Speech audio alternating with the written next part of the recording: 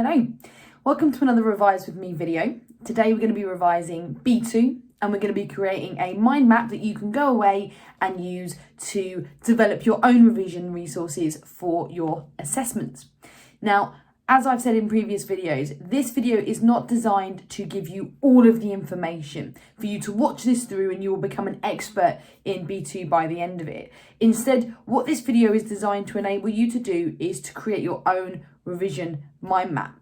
At various points in this video, I will ask you to pause, I will ask you to go away and to continue that revision. This is to structure your own revision and to help you in terms of your time management as well. So make sure you've got some pens, a piece of paper and a little bit of space for us to begin. So let's begin. We're going to begin with our module title, which is B1, and we're just going to write that really simply in the middle of our page. Now the first section of B1, the first subheading and subtopic is homeostasis. Now homeostasis is the maintaining of a constant internal environment. And what that means in general for your exam is how does our body keep things in balance?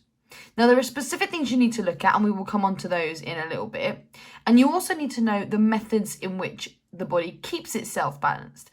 Now sometimes that's to do with hormones and sometimes that's to do with your nerves. There is some additional triple content in here, but I'll make sure I signpost that very clearly to you. You also need to understand that all responses that the body makes will involve some sort of detection, so receptors. There'll be some form of coordination, so sometimes that's the brain thinking through a response. Sometimes that's your central nervous system literally processing that information without a conscious thought, or an organ producing a particular hormone. And then finally, all responses will involve some form of effector. So from here, you need to delve into the specifics about homeostasis. And the first thing we need to look at is the human nervous system.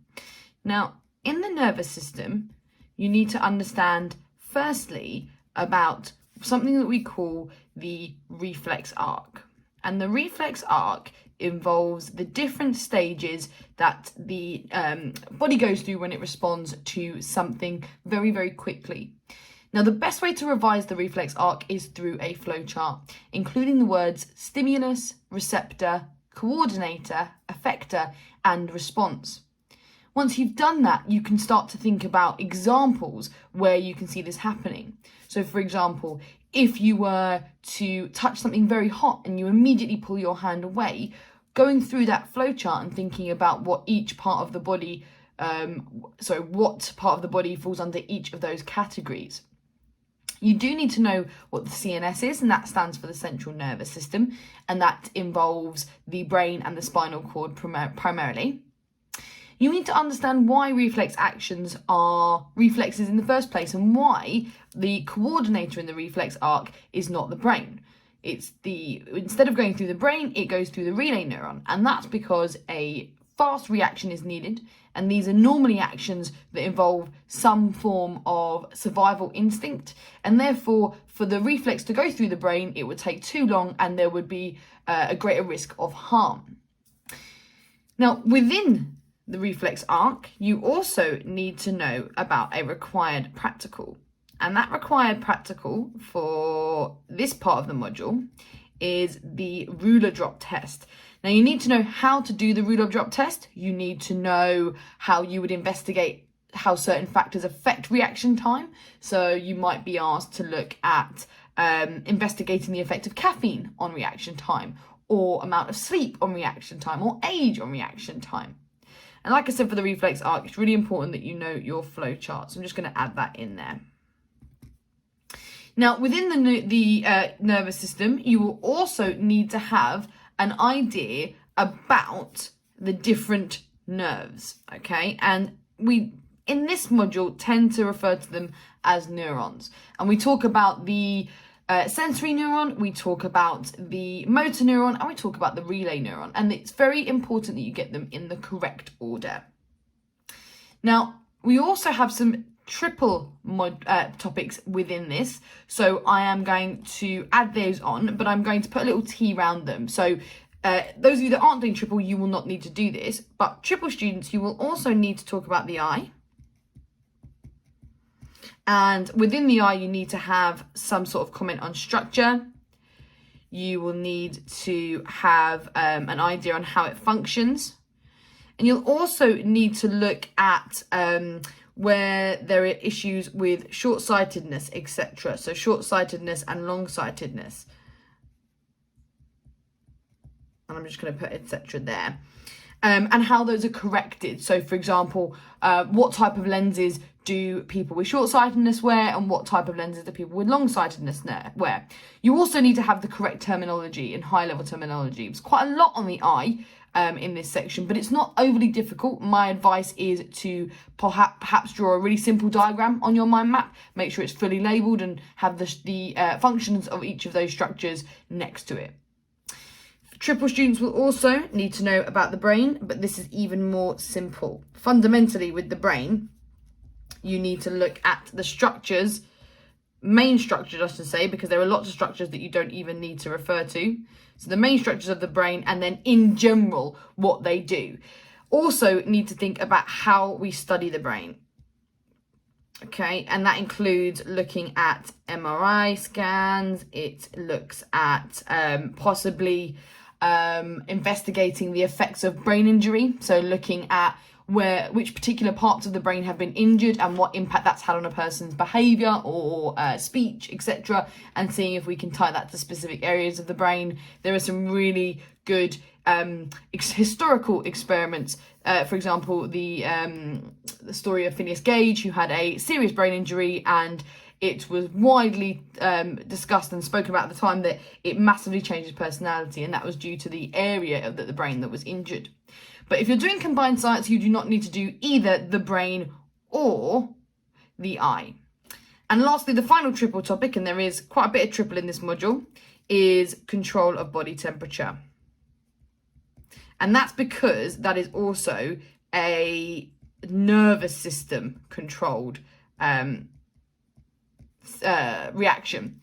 So the control of body temperature, we're talking about how the body is making sure that we don't get too hot or too cold. That includes things like vasodilation and vasoconstriction. It also involves things like sweating. Be careful when you talk about getting goosebumps. Yes, you do get goosebumps when you're cold, but it doesn't really have much of an impact on us because we aren't as hairy as we used to be. Now, back to stuff that everyone needs to know about, and we need to know about the human endocrine system. And the endocrine system is the hormonal system. It's how our hormones work to, again, maintain that balance. Now, in general, you need to understand that we have a variety of different glands in the body, and these glands secrete hormones, and that is a different use of the word. We could sometimes say release, and you probably get a mark, but secrete is a little bit more specific when we talk about hormones. And you do need to know the names of specific glands and the roles that they have. And particularly, you need to know about the pituitary gland. Now, the pituitary gland is often known as the master gland, and it's known as the master gland because it secretes several hormones, and it also secretes hormones that will trigger responses in other glands. So it's kind of like the boss. It kind of can control what other glands do in terms of hormonal response. Now, when we talk about the endocrine system, we need to talk really specifically about specific systems. And one of them is the control of blood glucose. Now, remember, glucose to the layman is just sugar. And when we think of control of blood glucose, hopefully we are thinking about the role of insulin. And how insulin is released from the pancreas when blood sugar is too high. Now, you also, if you are doing the higher paper, need to know about the role of glucagon. And glucagon is kind of like the opposite of insulin in that it's released when blood sugar is too low. And glucagon triggers the release of glucose from glycogen. Now, this, again, is another really good example of a bit of the module which is really useful to do as a flowchart. So, you know, what happens when blood sugar gets too high? what happens when it goes too low, and then follow it round. Now, these two are examples of negative feedback, okay? And it is, again, a higher topic, but it is something we should be aware of. And negative feedback in general is where the body takes steps to restore balance in something. Within blood glucose, you also need to know about different types of diabetes, and predominantly type 1 and type 2. You need to know the difference between them. You need to know the different ways that they are treated. And again, remember, type 1 is a genetic disease. It is something that most people are born with. It is something that is treated with insulin injections because the body does not produce enough insulin itself. Type 2 diabetes, whilst you can be more genetically predisposed to it, it is something that you can sort of bring about through poor lifestyle choices. And it also can be treated by improving lifestyle choices. So, for example, eating less carbohydrates and sugars, exercising more, etc. Now, after we've talked about blood glucose, again, triple students, I do apologise because there's another triple only topic here, but you need to know about maintaining water balance, okay? And water balance is all about a hormone called ADH. And ADH stands for antidiuretic hormone, but I like to think of it as the anti-weeing hormone because it's the hormone that you release to stop you transferring too much water into your bladder and to reabsorb it into your blood. You also need to know about nitrogen balance, again, triple only, and what we use nitrogen for in the body and how we sort of break it down from proteins.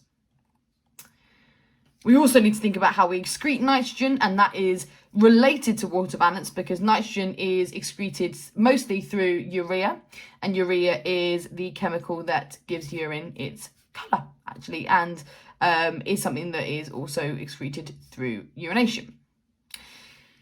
Now, another hormonal thing that we all need to look at, combined and higher, is the role of hormones, I should say, in reproduction.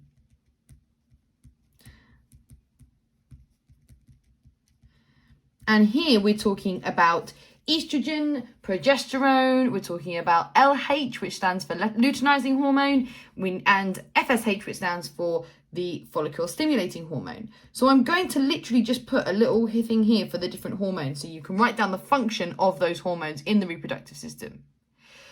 You really need to know how they link together. I should say. So for example, what hormones simulate the release of other hormones and how they all work together in the menstrual cycle. And remember, the menstrual cycle is not just a period. The menstrual cycle is a 28-day cycle that involves the release of an egg. It involves the maturation of an egg and the build-up of the uterine lining, as well as the breakdown of the uterine lining. Now, linked to this, I'm just going to do it off this arrow here, you also need to know about contraception. And there are a few different types you need to know about. So you need to know about barrier methods. You need to know about hormonal methods. And you need to know about so-called permanent methods. Now, barrier is as simple as it sounds. We're talking about condoms and female condoms here, diaphragms, things that actually physically get in the way of sperm and egg. Hormonal, ones that use hormones, and there are lots of different types there. And permanent, we're talking about things like vasectomies, which, although can be reversed, are a more permanent option if you don't want to continue to have to take birth control. Now, you need to understand about how hormones can be used to treat infertility, and how, if a person is struggling to conceive in what we would call natural means, we can prescribe different reproductive hormones that will stimulate more egg production or sort of egg release. We can prescribe hormones to balance hormone levels if there is an issue there, but also hormones can be used in something called IVF, okay? And IVF stands for in vitro fertilization, and it's a method of fertilization, where you fertilize the sperm and an egg outside of the body, and then it's implanted into the mother's uterus, and it can be a surrogate, it can be the person who wants to have that baby themselves. And there's a few processes, little steps in there, although it's not that difficult. What you do also need to understand is why some people might choose not to undergo fertility treatment, despite the fact that it's there. And that can be because of the emotional stress. It's very, very expensive. Success rates are not high. But also, one of the big risks in IVF is that if you are trying to conceive one baby, you are at risk of having a multiple birth, which can be twins or triplets. And that's because of multiple embryos being implanted. Now, for now, that is mostly everything of this section of homeostasis. One other thing that we need to think about for triple students, and I'm going to put it all up here, is plant hormones and how we can use plant hormones to ripen fruit, and we can use hormones to initiate seed germination, and we can use hormones to ripen fruits, other types of growth changes as well. Now that is the entirety of homeostasis, and I know I've spoken for a long time and it looks like a lot, but actually it's a lot of quite simple process. And if you really make some detailed notes on those individual processes that you need to know about, then you should be okay. So pause the video now. I'd like you to go away and make some additional notes on that, make some flashcards, perhaps maybe do a whole mind map on homeostasis, get that up on your wall, and then rejoin this video when you're ready to move on to our next section, which is inheritance, variation, and evolution. Okay, so the next section we need to look at is inheritance, variation, and evolution. Now this is quite a large section, so I'm going to use the whole bottom area for this. Please do feel free, particularly with this module, if you need to do more than one mind map. So we're going to look at inheritance, and I'm just going to call it inheritance, but it does sort of include variation, evolution, and how we sort of have come up with the idea of genetics and where that research first came from. So the first thing you need to do is about reproduction. So I'm actually just going to put it here next to the stuff on reproduction from homeostasis.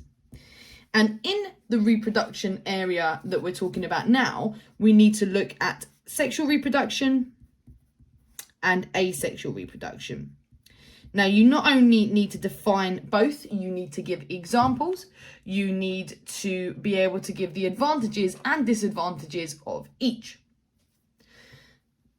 Within reproduction, you also need to understand what meiosis is. Now, meiosis is cell division, but the way that it is different from mitosis is that it only occurs in the formation of sperm and eggs, or what we would call gametes. Now, mitosis, the way I remember this, happens in mitoses, and meiosis happens in myovaries. Apologies to those of you without ovaries, or in fact, toesies. But meiosis is very slightly different to mitosis in that there are two steps of cell division, and the daughter cells are not genetically identical to the parent cell. You get variation with meiosis, which is really important because that's how you have variation in sexual reproduction. Now, in inheritance, you also need to know about DNA. Now, for combined science, your knowledge of DNA is sort of restricted to the idea that DNA is a very large molecule and that it has different strands and that it has a double helix structure. Now, you do need to know that DNA codes for proteins, and that it's the genetic sort of instructions for a variety of different chemical processes in the body, but really is about the fact that the genes on your DNA each code for a specific protein. You need to know what the genome is, and that is the entirety of the DNA within an organism. And you need to understand why it's important that we know about the genome and why the knowledge of the genome has been helpful for us as scientists. Now, for triple students, and I'm going to put a T here to show it's triple only, you need to know about the DNA bases. You need to know about the structure of the monomers in DNA, which are your nucleotide. And you need to be able to talk in more detail about protein synthesis itself. Now, protein synthesis can be a little complex to get your head around to begin with. I would advise, again, seeing if you can think about some, maybe some diagrams that might help, maybe some videos as well, because that, if you can see it visually, it really does help with protein synthesis. And also what a mutation is. Mutations in DNA can be, perfectly harmless. You might not even realise them because they don't do anything.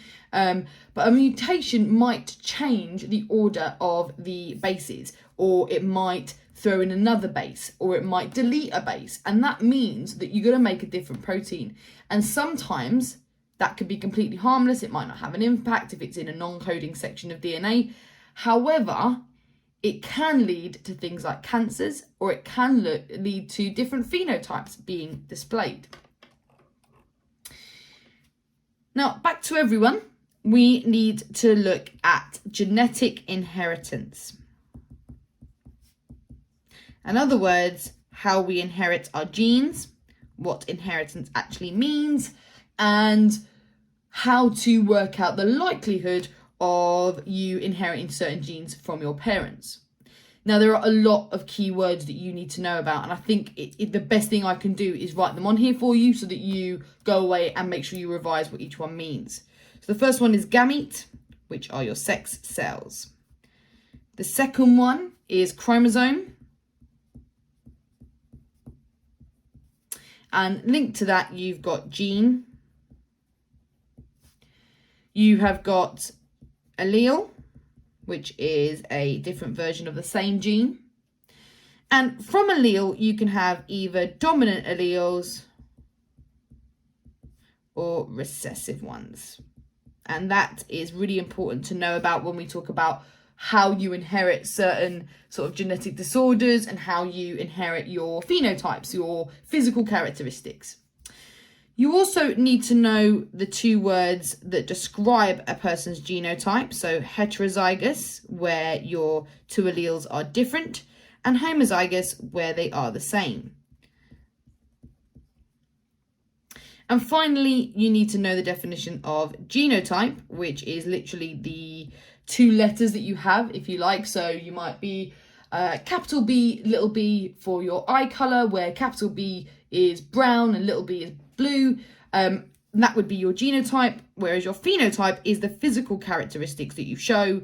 And so for that particular genotype, because the big B is your dominant allele because it's shown by a capital, your phenotype would be brown eyes.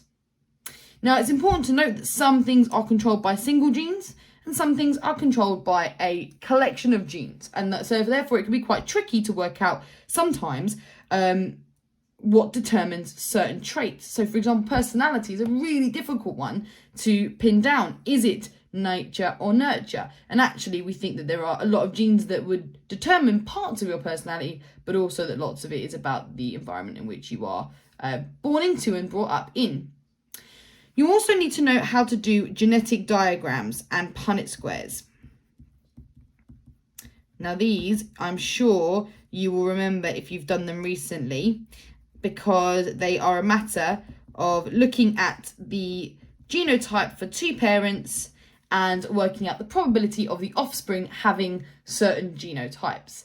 They are often worth about 4 marks, okay? They are really, really good ways to collect multiple marks in your test. Now, in terms of genetic inheritance, something else you need to know about is inherited disorders. And particularly the two that they mention in the exam are polydactyly. And I'm going to try my best to spell this correctly. And cystic fibrosis. Now, the reason they want you to know these two in particular is because polydactyly is caused by a dominant allele And cystic fibrosis is caused by a recessive allele. And so they are two really good examples to show the difference in how these two things are inherited. For example, cystic fibrosis, as it is caused by a recessive allele, you can be a carrier. You might not know you have the gene, but you have it in your genotype. But because it's caused by a recessive gene, it's the recessive gene that's faulty.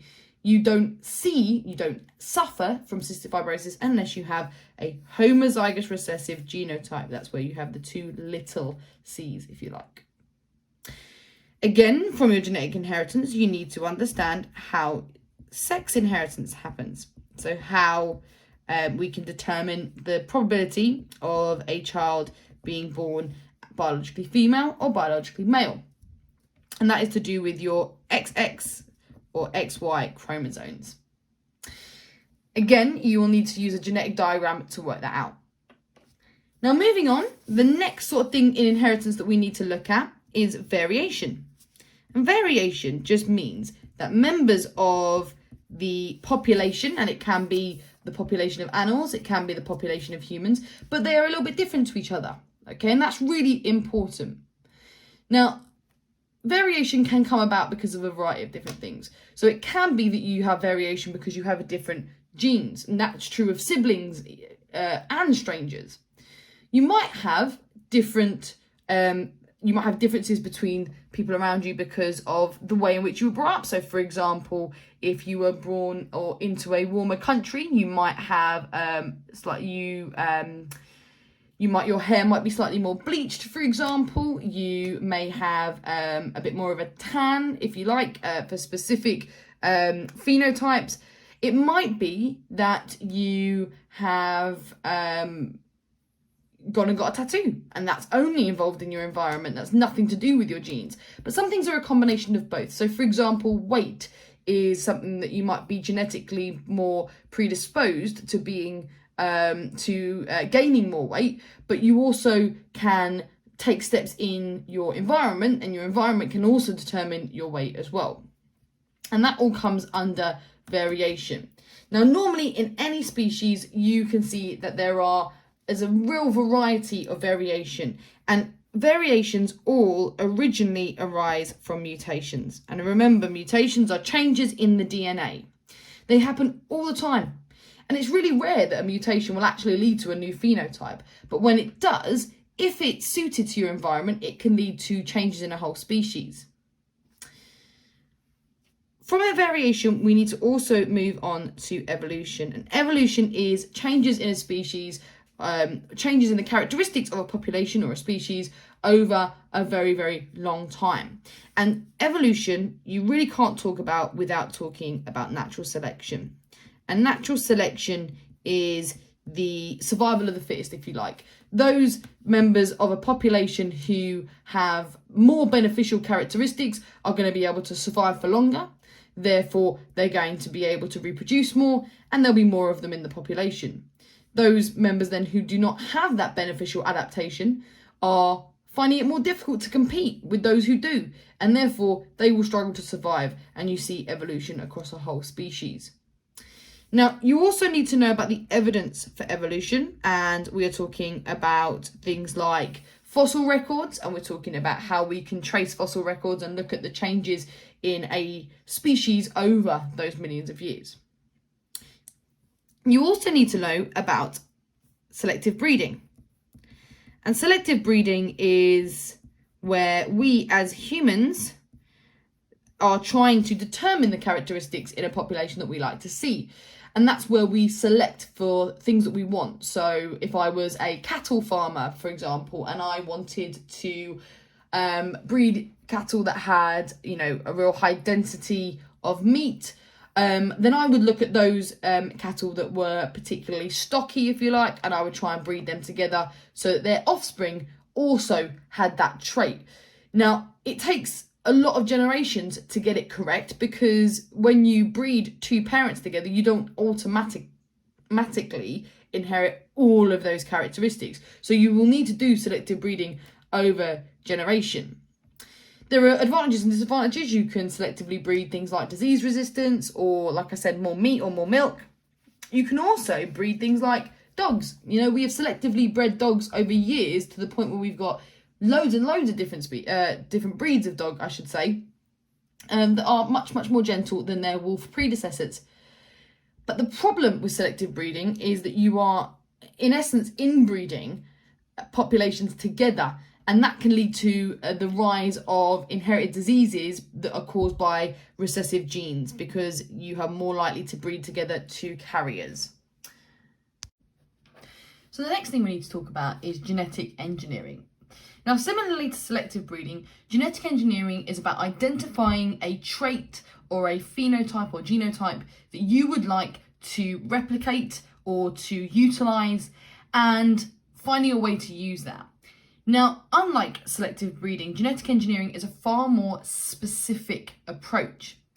Genetic engineering involves identifying the specific gene that you would like to use. So, for example, a really excellent use of this is in the production of human insulin, where we have taken the insulin producing gene from the human genome, and we have implanted that into a bacteria through use of a vector, and allowing that bacteria to then reproduce, so it produces lots and lots of human insulin. That will only produce that specific gene, because it will only express that specific gene because that's the only one that we've actually popped into that bacteria, the only difference we've made. Whereas selective breeding, there can be lots of traits involved in that. Now, there are some ethical concerns around genetic modification, about the idea that when you have genetic modified crops, are you creating competition with natural crops that were found in an area? Are you going to lead to sort of the extinction of certain species of crop? Other people are concerned about the effects of genetic modification of crops, and maybe that there is some effect on health. Now, what I will say is that no evidence suggests that as yet, but one of the concerns is that perhaps we haven't explored that in enough detail. Genetic engineering, again, as I say with lots of biology topics, really benefits from a labeled diagram, okay? Talking about where that gene comes from, what the vector looks like, and then how that is implanted. There are other examples as well. When we talk about genetic engineering, we can talk about different types of crop that have been genetically engineered to be disease resistant, for example, or to produce a higher yield. We have genetically modified crops that to express certain vitamins and minerals that might be deficient across the population. So genetic engineering has huge possibilities for improving people's lifestyles. Now, another triple-only topic here is cloning. Now, cloning is about creating a genetically identical copy of an organism. Now, there are different ways to clone. We can clone plants by taking cuttings. We can clone an organism by looking at the embryo and splitting that embryo up, in essence making lots of identical twins. But we can also clone adult cells, and you need to know the process of that. And another really good example to read about that you might get given in your exam is the cloning of Dolly the sheep. Dolly the sheep was the first mammal to be cloned, and the process that took place there is exactly the process that you need to know about. Now, the next section has lots of triple-only content. Those students who are taking triple, I do apologise. Just realised that says B1 rather than B2. I do apologise that it looks like there's loads of triple content in this half of the biology module, but there was very little in the first half, and that's sort of where we're making it back, if you like. So within the variation topic, you need to understand the theory of evolution. And I appreciate that looks really similar to what I've just written up here. Within the theory of evolution, you need to look at Darwin's observations and how he came up with his ideas and why his early theories were really quite controversial. You also need to know that there were other theories of evolution at the time, including the theory of Jean-Baptiste Lamarck. And Lamarck thought that rather than mutations happening and then an organism being born with different characteristics, Lamarck thought that characteristics changed in their lifetime, an organism's lifetime, and they were then passed on.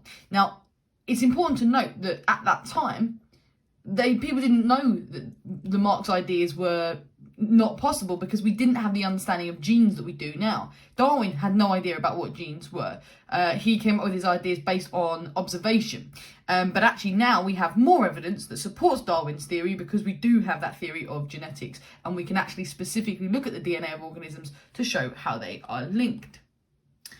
You also, for triple, and I'll put a T there to show that's triple, need to know about the idea of speciation. Speciation, even.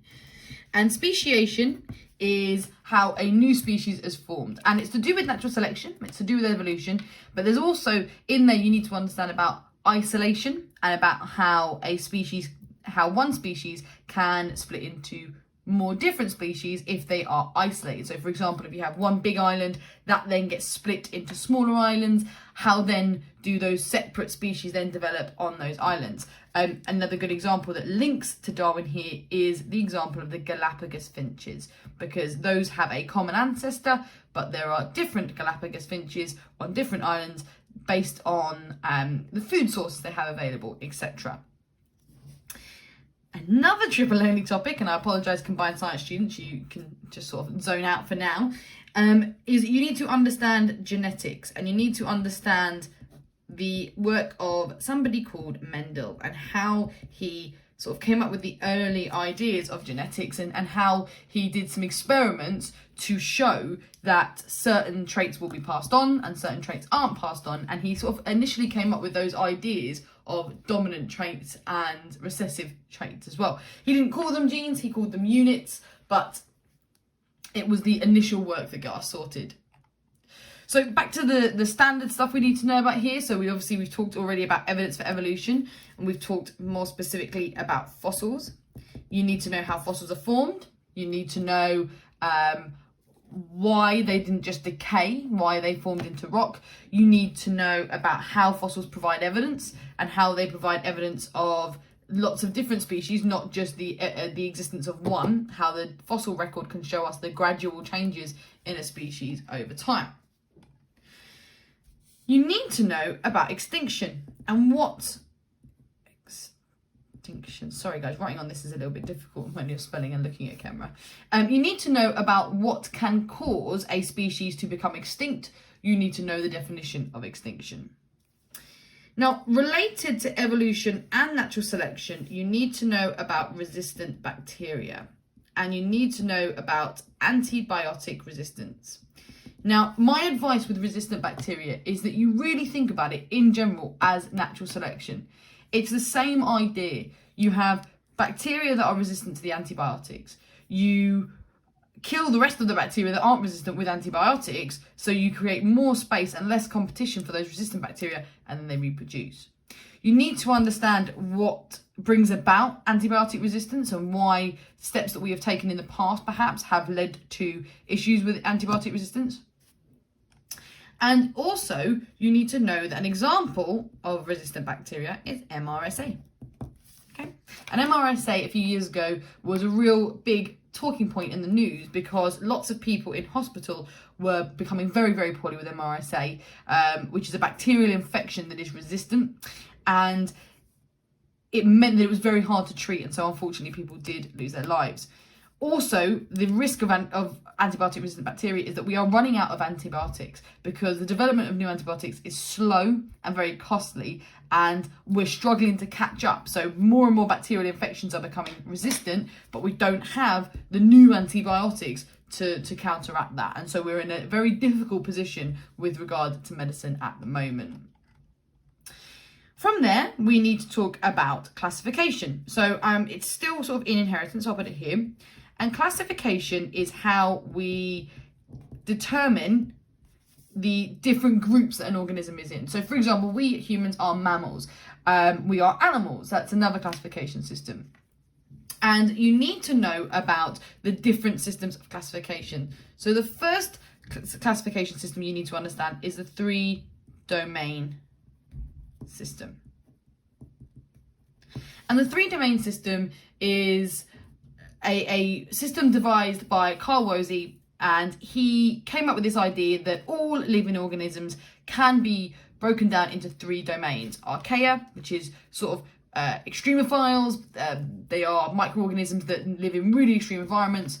Bacteria, and these are true bacteria, so not extremophiles, and eukaryota, so eukaryotic cells, cells with a nucleus.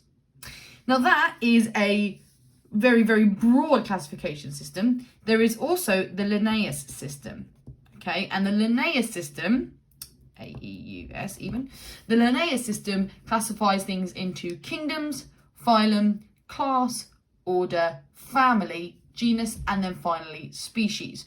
And that is what we more commonly use. And you do need to know the names of those.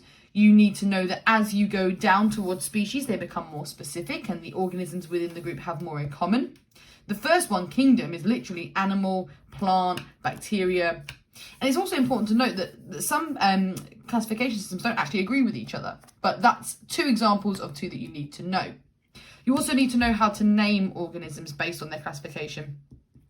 So naming, I'll put that down as, and that is that when you are named, when you name an organism using the binomial system, you give the genus and their species. And that's how you can work out what each of those things are. So that is the entirety of inheritance. The very last section of B2, and I will change that to a 2 so it's really obvious, is the section on ecology. And I actually think it's the easiest section because it's the one that you have most knowledge of in general. Now, I would advise you now to pause this video, go away and make some revision notes on that, and then come back and join us for the last section, which is all about ecology. So the last section in B2 is all about ecology. Now, this section does have quite a lot in it, but we won't need to write lots of detail on this mind map anyway, because lots of it you know very well already. And what we need to do is just tighten up our language around the way that we talk about ecology. Now, some of ecology is stuff that you've done in Key Stage 3, and that includes the first sort of section. And that first section is all about communities and what a community is. Now, a community can relate to organisms that live in a similar environment. They can relate to the interdependence between different organisms. And it can relate to the ecosystem in general. Now, in an ecosystem, you have got things that are biotic. And biotic things are relating to anything that involves a living organism. Sometimes, though, there are abiotic factors which affect an ecosystem. Now, when we talk about these two, biotic factors, for example, could be, well, how many predators does each species have? Biotic could be to do with disease. So biotic factors that could affect an ecosystem might be the presence of pathogens. Abiotic could be how much sunlight does a particular area get? How much water is there in the soil for the plants to absorb to do photosynthesis, for example? So living, non-living, and that's really important because that is actually a really, really common exam question. When you talk about communities, you will also need to know about the idea of competition. And when animals compete, they're not just competing for food, they're competing for mates, they're competing for dominance sometimes, they can be competing for space. Plants compete all the time for the space and the amount of sunlight that they get because that is vital for their survival. Now, within abiotic and biotic factors, they give really clear examples of the things you need to know about, but we've talked through those already. So biotic, we could be talking about pathogens, we could be talking about predators, we could talk about competition between species. Abiotic factors, you could be talking about temperature or sunlight or oxygen levels in water if you're talking about a water-based ecosystem. It could be to do with the intensity of light that each plant gets. It can be for both animals and plants. We can talk about both of these things. Now, very commonly, these two, you get information in tables about, and you just need to interpret that information.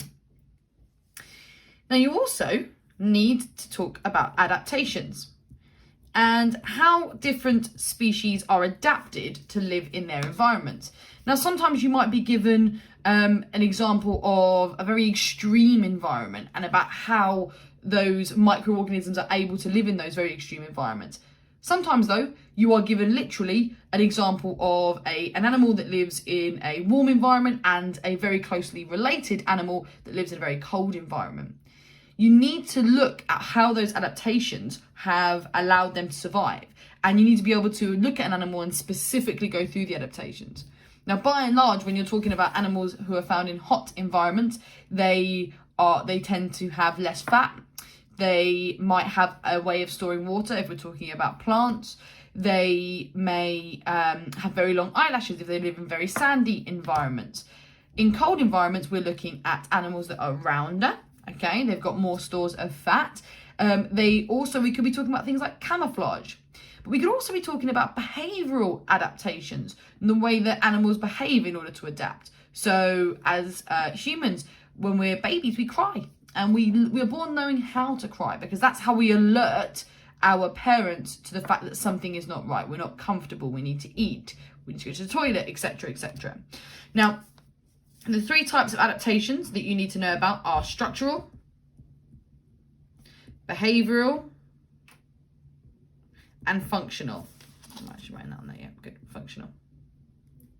All right, so a couple of examples of each one that you could just pick out of your hat when answering a question is going to do you really well. So the next section we're going to look at is organisation.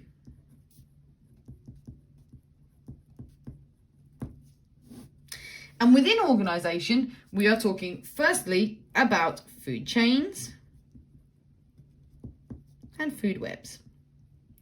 And like I say, guys, you have looked at food chains and webs in Key Stage 3, so this is not a surprise to you. Within organisation, you need to understand that every food chain and web begins with a producer, and a producer is an organism that does photosynthesis, and they provide all of the biomass on Earth. And what that basically means is every food chain has to start with that producer, because they get their energy from the sun, and then they are eaten by another organism, which is eaten by another, etc., etc. So they provide that initial biomass that allows all of the other species to survive. You need to know some keywords like what a predator is, what a consumer is, what a producer is. And you need to also be able to investigate these. So there's a required practical in this section, and it is the use of transects and quadrats to investigate population sizes. Now, quadrats are what we would tend to use for when we're looking at the population in a large area. Transects is where we're looking at a population if we're trying to investigate a factor. So, for example, I might look at a transect to see how the population of daisies changes the further it gets from the path. So if there's a path and I want to see where more daisies grow, do they grow closer to the path or further away? Because I want to prove that people are, that daisies aren't going to grow near the path because people are standing on them. So that might be something that you would use a transect for. It's really important that you look this up, because the methods that you use it's very simple. It's very, very simple. But this comes up a lot, because if you see, I've put down 2 required practicals in this whole module. So you have one for transects and quadrats, and you have the reaction time test. And that means that as they've only got those 2, you can't predict that something's definitely going to come up, but you can be pretty sure that one or the other, or sometimes both, is going to come up in some way. Now, you also need to, when we look at organisation, we need to look at the carbon cycle, and we need to look at the water cycle. And both of those, again, water cycle you've definitely seen before. It's a very, very, very popular primary school topic, but obviously you need to make sure you know those words in more detail: precipitation, evaporation, etc.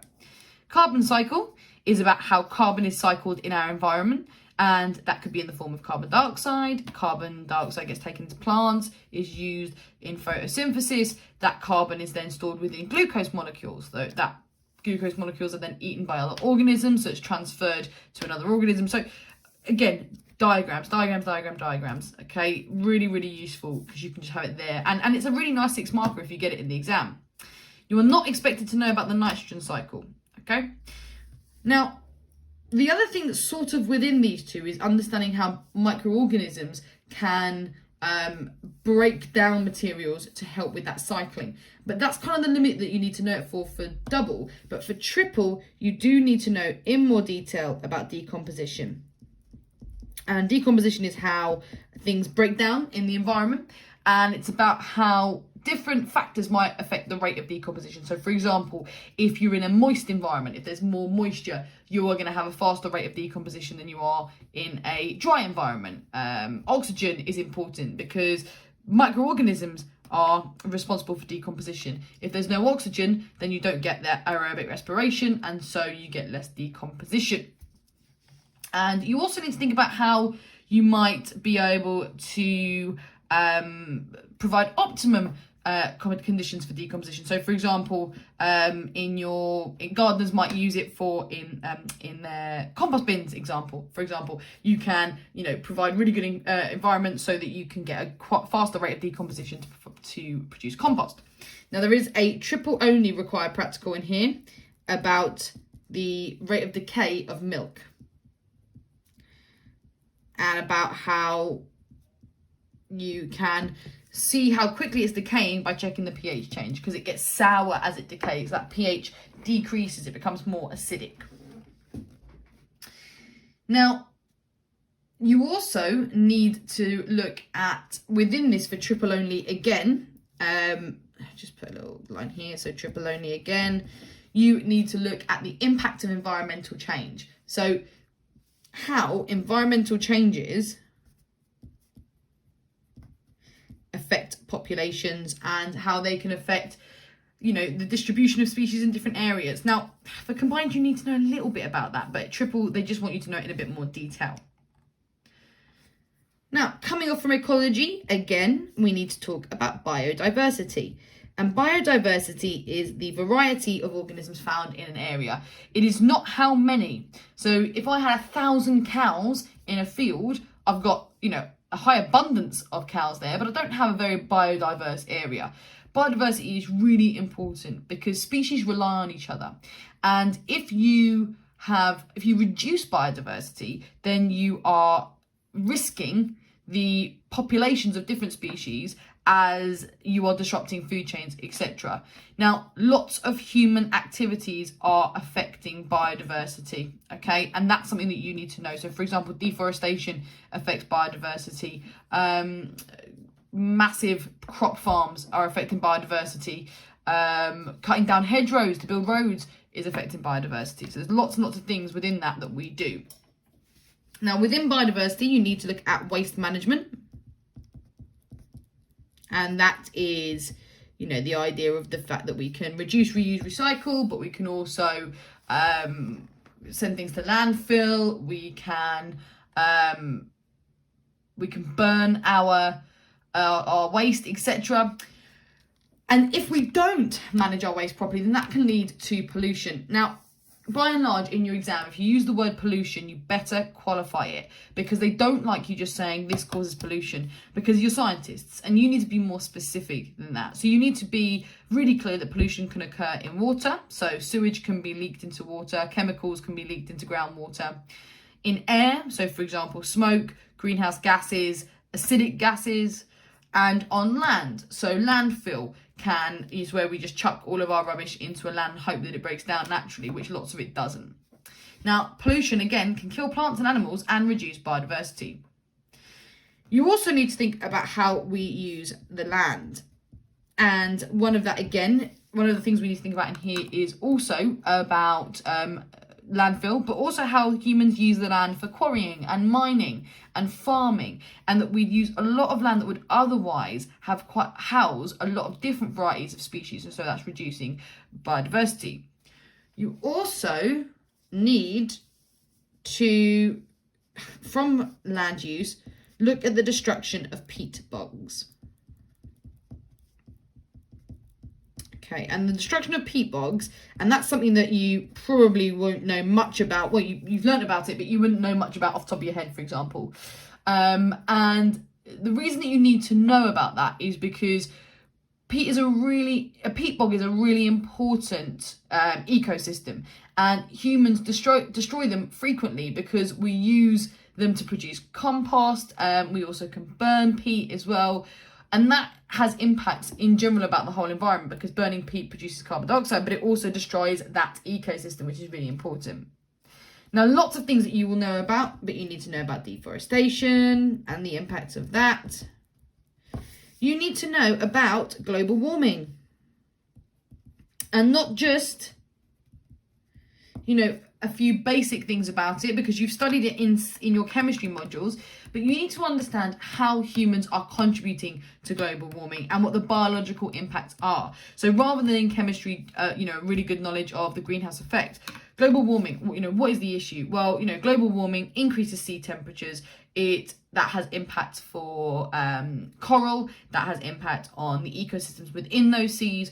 We also have the melting of polar ice caps, which removes environment. It also risks low-lying areas and low-lying islands because rising sea levels. So lots and lots that comes under that little global warming title. Now, you also then need to think about how we can maintain biodiversity. So what can we do to ensure that we are both securing biodiversity moving forward, but also looking at how we can repopulate where perhaps past human impacts have led to destruction of species. So breeding programs, protection of certain species, recycling rather than dumping, reusing instead of recycling, because recycling, it does have an environmental impact in itself. Now, some more triple only stuff that we need to look at, and there's quite a bit now. So what I will say is, for those of you that are studying the combined science course, you are pretty much done here. This is the entirety of B2, and you will need to go away and revise that last bit all about ecology. For those of you that are triple, hold on, and we have got some more bits to add. So combined science, pause the video now, off you pop, and go and continue revision. Triple scientists, we now need to look at a few more additional things. So we need to look at trophic levels. And trophic levels are about how we maintain biomass at different points in the food chain and how that biomass is passed on. And the idea that in our trophic levels, your first level is your producer, your second level is your primary consumer, normally a herbivore, your third level is your carnivores, etc. You need to also understand how biomass is transferred through those trophic levels, and so you need to be able to understand the transfer of biomass, and that there is more biomass in your early trophic levels, your first and second levels, than there is in later levels. And that makes sense if you think about how many plants we would eat, and that we are one organism eating lots and lots of plants. It means that the biomass is transferred up, but not all of it is transferred, because some of it is then wasted. You also need to then be able to represent those as pyramids of biomass as well. And the very last section for triples is food security and food production, okay? And this is kind of its own little area, so I'm just going to pop it up here. You need to know about the factors affecting it. So what can affect our food security? A lot of that is to do with environmental changes. It can be to do with population changes. It can be to do with pathogens. So if there's a disease that's wiped out, you know, a lot of a particular crop, that does threaten food security in some parts of the world where they may rely more heavily on one food source. You also need to know about the different farming techniques.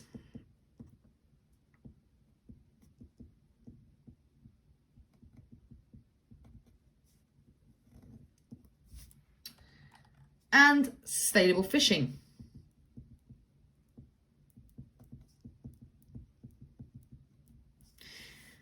Again, not much in there, guys. It's just about fishing quotas and how we can make sure that we don't take too much from the environment. And lastly, the role of biotechnology in food production. And I'm running out of space here, guys, so I can only imagine that you are too.